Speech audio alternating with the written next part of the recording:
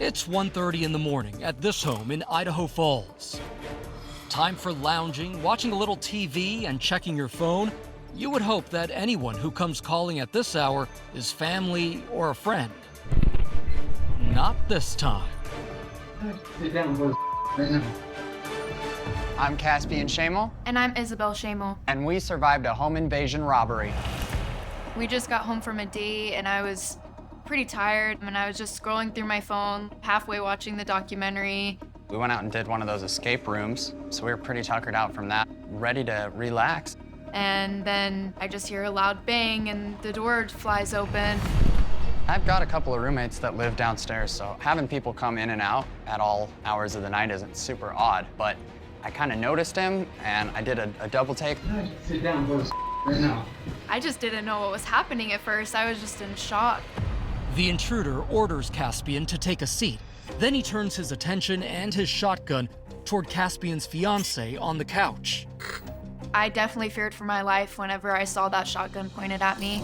I've never been in a situation where a loaded gun was pointed at my face, and it was a shock and kind of my life flashed before my eyes.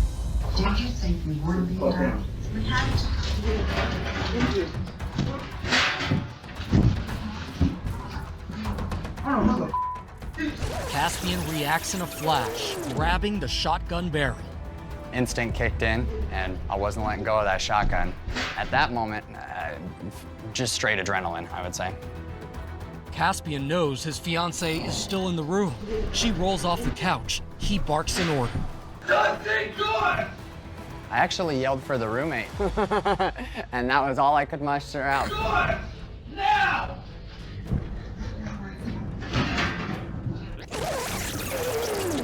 Caspian is actually being dragged down the stairs, still holding that death grip on the shotgun barrel, as the intruder is now on his own version of an escape room. I immediately, as soon as I felt safe enough, ran and called 911 and tried to help the best I could, best I knew how. It's becoming painfully clear to this home invader I told him wrong house, Buster. He was fully in agreement. As we hit the stairs, it was a change in power for sure. He slipped as it was icy. I overtook him, got the weapon away from him. The imminent threat is over, a moment for the couple to relax. Caspian is now armed in self-defense, but hopefully won't need to use his weapons. But 2 minutes later, an angry knock at the door and an unbelievable request. I opened the door and he was asking for his shotgun back. And so we told him no, of course, and he tried to force his way back into the house. The suspect finally fled the scene, still without his shotgun, which was loaded but never fired. Caspian turned it over to the police as he relived the sickening events. The police were almost arriving. You could see sirens coming up, lights flashing around the block, and he started heading back out the door again, and they intercepted him there by his vehicle. So when the police showed up, then they wanted me to walk through the situation with them, and I hadn't even really fully processed it yet. I just got incredibly adrenaline high. I mean, my whole entire body was shaking. I was sweating. My face was bright red, and so I puked.